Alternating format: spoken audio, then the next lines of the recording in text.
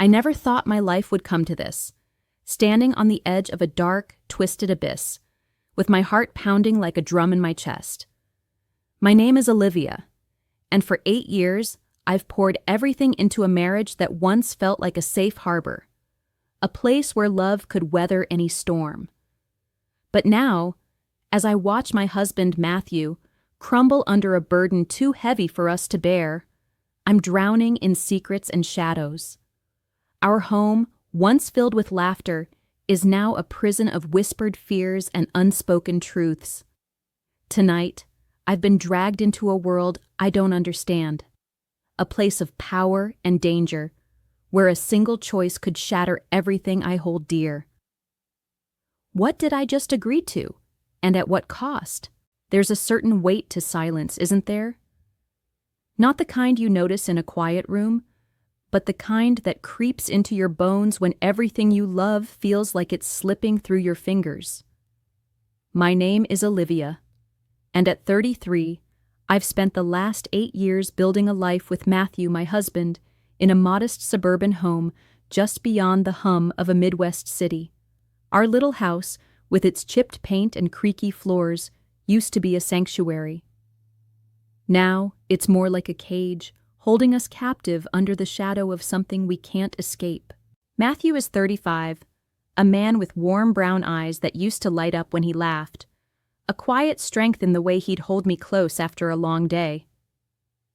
But lately, he's been a ghost of the person I married. I see it in the way his shoulders slump, the way he avoids my gaze when we talk. Or rather, when we don't talk. There was a time when our weekends were filled with hikes through sprawling trails, our boots crunching against the earth as we planned a future full of little feet running around our yard. Late nights were for movies, curled up under a blanket, sharing popcorn and whispered dreams. I can still feel the heat of his breath on my neck during those stolen moments of closeness, when the world outside didn't matter. And it was just us, tangled in each other's warmth, lost in a kind of intimacy that spoke louder than words. But those memories feel like they belong to someone else now. Every evening, we sit in our small, dimly lit kitchen, the yellow glow of a single bulb casting long shadows across the table. Bills are scattered like fallen leaves, each one a reminder of the weight pressing down on us. Matthew sits across from me, rubbing his temples, his face carved with lines of worry that weren't there a year ago. I watch him, my heart aching, as he mutters under his breath about numbers that don't add up. He barely sleeps anymore. At 2 a.m., I hear the floorboards groan as he paces the house, his footsteps heavy with desperation, whispering to himself about finding a way out. I don't know if he thinks I can't hear him, or if he just doesn't care anymore. The truth is, we're drowning in a debt that isn't just numbers on a page. It's a debt Matthew owes to some dangerous people. People whose names I don't even know, whose faces I've never seen, but whose presence looms over us like a storm cloud ready to break. I don't ask for details. I'm not sure I could handle them. But I hear the late-night phone calls, the hushed, tense conversations that end with Matthew slamming the receiver down, his hands shaking. I've caught snippets of cryptic threats, words that send chills down my spine, warnings about consequences if things aren't settled soon. It's enough to keep me on edge, checking the locks twice before bed, jumping at every unexpected noise in the night. This morning, though, the tension that's been simmering between us boiled over in a way I couldn't ignore. I was in the kitchen, nursing a cup of bitter coffee, when I heard the front door creak open just as the sun was starting to peek through the curtains. Matthew stumbled in, his clothes wrinkled and hanging off him like they'd been slept in, his eyes bloodshot and hollow. The smell of stale smoke clung to him, and I could see the exhaustion etched into every line of his face.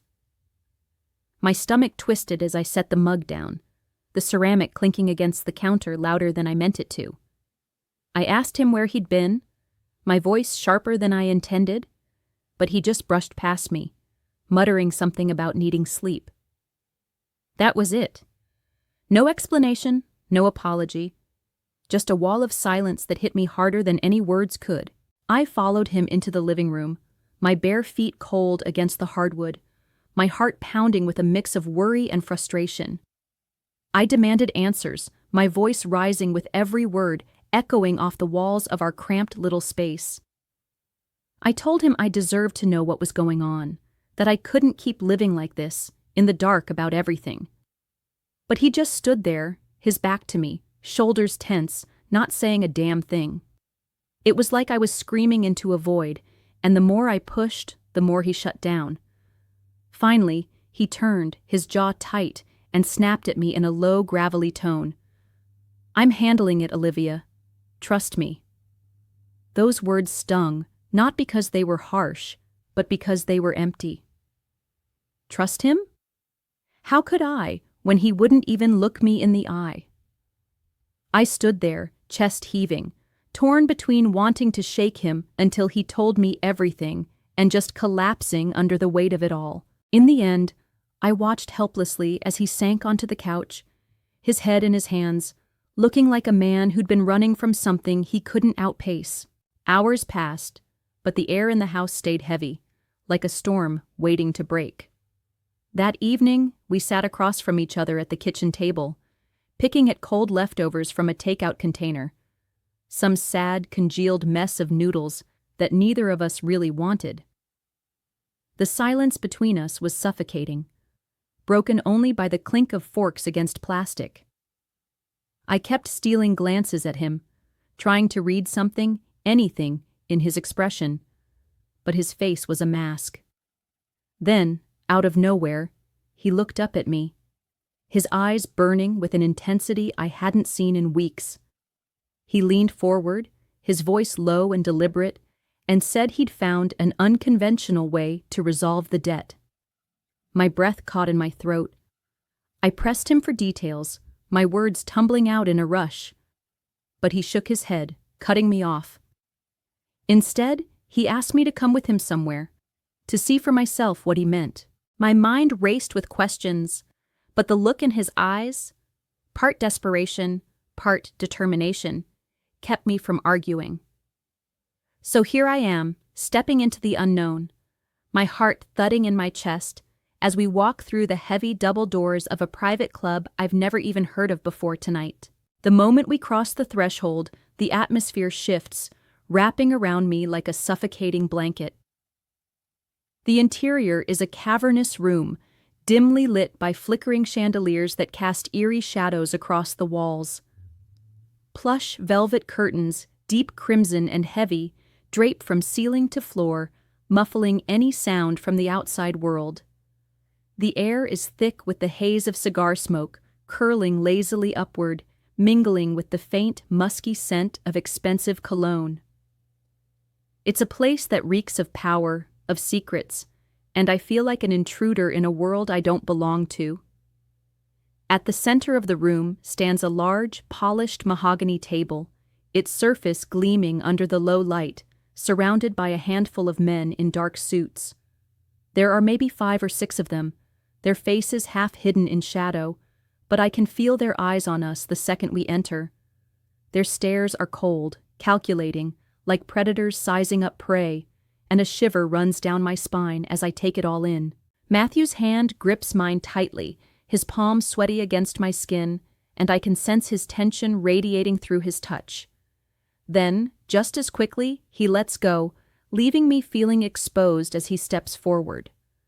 I linger near the entrance, my breath shallow, watching as a tall, imposing figure rises from the table and approaches us with a kind of predatory grace that makes my stomach churn. He's in his late 40s, I'd guess, with sharp, angular features and piercing gray eyes that seem to cut right through me. His name, I soon learn, is Victor.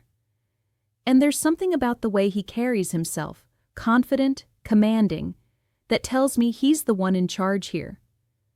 His voice is smooth, almost too smooth, as he greets Matthew by name, a faint smirk playing on his lips. "Good to see you kept your word," he says, his tone laced with something I can't quite place. Amusement, maybe, or something darker. Then his gaze shifts to me, lingering far too long, and I feel the weight of it, like a physical touch. He steps closer, close enough that I can smell the sharp tang of his cologne, and before I can react, he reaches out, his fingers brushing lightly against my cheek. His hand is warm, but there's a possessiveness in the gesture that sends a jolt of unease through me, a shiver racing down my spine as I stand frozen under his scrutiny. I glance at Matthew, hoping for some kind of reassurance, but he's already moved to a chair near the table, his face pale, almost ghostly in the dim light. He sits down heavily, avoiding my eyes, and mutters under his breath, "You don't need to worry. If everything goes well, the debt will be forgiven." His words hit me like a punch to the gut, confusion and fear swirling in my chest. Forgiven? What does that even mean? What kind of deal could possibly be made in a place like this, with men like these? My mind races, trying to piece together the puzzle. But before I can ask anything, two other men, broad-shouldered, silent, and intimidating, rise from their seats and approach me. Their expressions are unreadable, but there's an ominous intent in the way they move, slow and deliberate, closing the distance between us. My heart hammers against my ribs, every instinct screaming at me to run, but my feet feel glued to the floor. And then, in a moment that feels like the ground dropping out from under me, the truth crashes over me like a tidal wave. Victor leans in, his voice a low whisper meant only for me, his breath hot against my ear as he murmurs something about a price worth paying. The implication in his words, the way his eyes gleam with something hungry, makes my blood run cold. I realize I'm standing here, frozen, as Victor's whispered words linger in the air, heavy with a meaning I can't fully grasp yet, but one that twists my insides with dread. My pulse is a wild drumbeat in my ears, drowning out almost everything else in this suffocating room. The cavernous space seems to shrink around me, the flickering light from the chandeliers casting jagged shadows that dance across the walls like specters. There's a low hum of classical music playing somewhere in the background, a haunting melody that weaves through the haze of cigar smoke, almost mocking the tension knotting my shoulders. I can hear the faint clink of glasses as the men at the table sip their amber liquid, the sound sharp and deliberate, cutting through the oppressive quiet. It's as if every small noise is amplified, a reminder of how out of place I am in this den of power and secrets. I steal a glance at Matthew, desperate for some anchor, some sign that he's still with me in this, that he regrets dragging us into whatever this is. But his eyes are fixed on the floor, his hands clenched into tight fists on the table, knuckles white from the strain.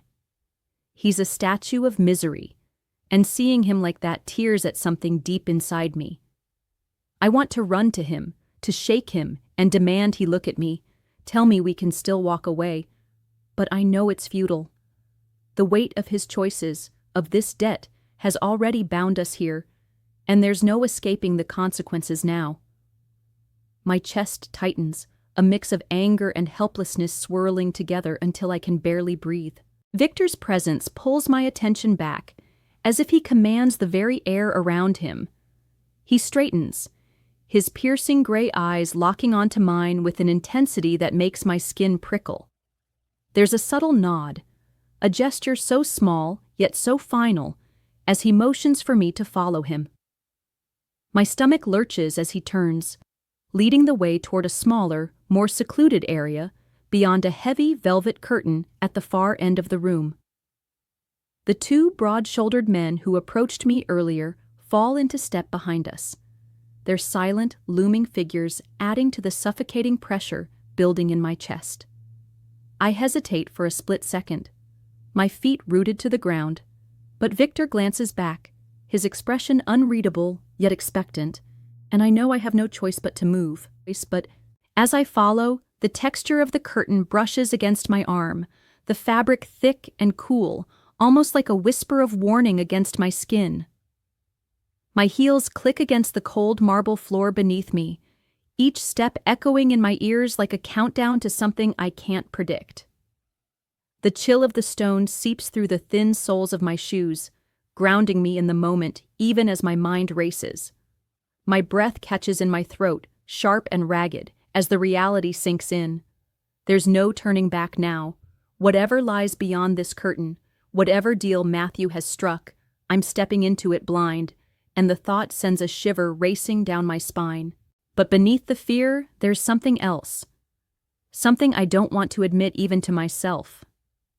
A strange, unexpected thrill pulses through me, mingling with the dread. It's not excitement, not exactly, but a raw awareness of the power dynamics at play here. Victor, with his commanding aura, holds all the cards, and I'm caught in the middle of a game I don't fully understand. My mind wrestles with the morality of it all, the questions clawing at me. How did we get here? How could Matthew agree to something that feels so wrong, so dangerous? And yet, a part of me, a small reckless part, feels the pull of this unknown, the allure of being at the center of something so far beyond the mundane struggles of our crumbling life. I hate myself for even acknowledging it, but it's there. A dark whisper in the back of my mind. Victor pauses just before the curtain, turning slightly to face me. His gaze softens for a fleeting moment, a crack in the armor of his otherwise impenetrable demeanor. His voice drops low, almost intimate, as he murmurs, "You're stronger than you think." As I pass through the heavy velvet curtain, the world shifts again, like stepping into a different reality. The smaller room beyond is a stark contrast to the cavernous space I just left. The walls are a deep, rich red, almost like the color of wine, absorbing the light and making the space feel intimate, almost suffocating. A single chandelier hangs from the ceiling, its crystals catching the warm, golden glow and scattering it in delicate patterns across the room. It casts a soft, flickering light that dances over everything, creating an atmosphere that feels both luxurious and dangerously private. At the center of the room sits a large, ornate chaise lounge, its dark velvet upholstery inviting yet imposing, like a throne meant for something forbidden. The air here is heavier, laced with a faint scent of amber and something muskier. Something that makes my pulse quicken despite myself. Every detail of this space feels deliberate, designed to pull you in, to make you forget the world outside. My heart is a wild thing in my chest as I stand there, feeling the weight of Victor's presence beside me. The two men who followed us linger near the entrance, their silhouettes framed by the curtain, silent sentinels ensuring no one interrupts. Victor gestures toward the chaise with a subtle tilt of his head, his movements smooth, almost too polished. There's a command in the way he carries himself, a quiet authority that leaves no room for hesitation. Yet there's an unexpected respect in his tone as he speaks, his voice low and measured, guiding me with words that feel like velvet over steel. I'm caught in a strange dance of emotions, a mix of detachment and a thrilling undercurrent I can't quite name. It's as if I'm watching myself from above, a spectator to my own actions, while my body hums with a heightened awareness of every moment, every breath. As I move toward the chaise, my fingers brush against the fabric of my dress, the silk cool against my skin, and I'm hyper-aware of every sensation. The way the air shifts as Victor steps closer, the faint rustle of fabric as the other men adjust their positions, the warmth of the light on my face. Every touch, every whispered instruction feels amplified, like the world has slowed to a crawl. Time itself seems to stretch, each second lingering, heavy with meaning. My mind is a storm of conflicting thoughts, but my body responds with a clarity that shocks me. There's a part of me that revels in this, in the raw, uncharted territory of it all, a part I didn't know existed until now. It's exhilarating, this unexpected rush, and I'm torn between the guilt that claws at my chest and a strange sense of liberation that blooms alongside it. I'm breaking something sacred, I know that, and yet in this moment I feel a power I've never touched before, a control over the situation that I didn't expect to wield. Victor's demeanor is a paradox, commanding yet careful, his words guiding without demanding, his presence a steady force that keeps me grounded even as my mind spins. The other men, though silent, carry the same strange balance of authority and restraint, their actions measured, almost reverent, in a way that unsettles me further. It's not what I expected, this careful dance of power and respect, and it only deepens the surreal haze that wraps around me. My senses are sharp, catching every nuance, the warmth of a hand brushing against mine, the low timbre of a voice offering quiet reassurance, the way the light shifts as bodies move in the space. It's a moment suspended outside of reality, a secret carved into the fabric of this crimson room. And I'm at the center of it, feeling both vulnerable and untouchable all at once. In the midst of it all, fleeting thoughts of Matthew pierce through the fog. I imagine him just beyond the curtain, sitting at that polished mahogany table, his shoulders slowly relaxing as the weight of the debt lifts, as he realizes the price is being paid. I picture his face, those warm brown eyes clouded with something I can't name, relief, maybe, or something darker. Does he feel the betrayal as sharply as I do, even if it's a betrayal we've both silently agreed to? My heart. As I step out from behind the heavy velvet curtain, my legs tremble beneath me, each step feeling like it might betray my resolve. The air in the main room hits me like a wave, cooler and sharper than the suffocating warmth of the secluded space I've just left. The flickering chandeliers still cast their eerie shadows across the walls, and the haze of cigar smoke lingers, curling lazily in the dim light. My heart is still racing, a wild rhythm I can't seem to tame, as I make my way back toward the center of the room. The men at the polished mahogany table don't even glance my way. Their faces turn to their drinks or murmured conversations, as if the world beyond their immediate focus doesn't exist. It's as if nothing happened, as if the last hour, or however long it's been, didn't just carve a permanent mark into my soul. Their indifference stings in a way I didn't expect, a cold reminder of how little I matter in their game. I catch sight of Matthew across the room, and my breath hitches. He's standing now, no longer slumped in his chair, his posture rigid, but his face a complex mask of emotions I can't fully read.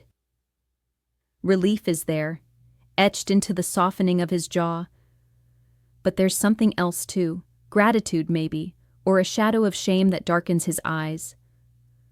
I move toward him, my steps unsteady, feeling the weight of every eye that isn't on me, the weight of what I've just done. When I reach him, he doesn't meet my gaze at first, his focus fixed somewhere over my shoulder, as if looking at me might break something fragile between us. The silence stretches, heavy and taut, until finally, he reaches for my hand. His grip is firm, almost desperate, his palm warm against my clammy skin. It's not a gesture of comfort, not exactly, but a tether, a silent acknowledgement that we're still in this together, no matter what's been sacrificed. Victor's voice cuts through the moment, smooth and measured, as he approaches us one last time. He nods, a subtle gesture of finality, his piercing gray eyes flicking between Matthew and me. "A deal well kept," he says, his tone carrying a weight that echoes in my mind long after the words fade. There's no malice there, no mockery, just a cold, transactional satisfaction that makes my skin prickle. I don't respond, and neither does Matthew. We just turn, his hand still clasping mine, and make our way toward the heavy double doors that lead out of this den of secrets. The click of my heels against the marble floor feels louder now, each step a countdown to escape, to leaving this place behind, even if I know I'll carry it with me forever. Outside, the pre-dawn darkness wraps around us like a shroud, the air crisp and biting against my flushed skin. We climb into the car, the silence between us heavier than it's ever been, but it's not hostile. It's not anger or blame that fills the space. It's something deeper, something unspoken, a shared burden we can't name yet. Matthew drives, his hands tight on the wheel, his eyes fixed on the empty road ahead. The city is asleep, the streets bathed in the faint glow of streetlights, and I stare out the window, watching the world blur past. My mind replays fragments of the night, not the details, but the feelings, the rush of adrenaline, the weight of choice, the strange power I felt in those moments of surrender. I don't know if I'm proud or ashamed, if I'm stronger or broken, but I know I'm different now, irrevocably changed by the path we took to save ourselves. It's only when we pull into our driveway, the familiar outline of our modest home looming in the gray light, that Matthew finally speaks. His voice is a whisper, barely audible over the hum of the engine as he cuts it off. "You saved us tonight." The words hang there, raw and heavy, and I turn to look at him, searching his face for something: regret, gratitude, love. His eyes meet mine for the first time since we left that club. Don't forget to subscribe, like, and comment if you enjoyed this story. This will help us create more engaging stories for you.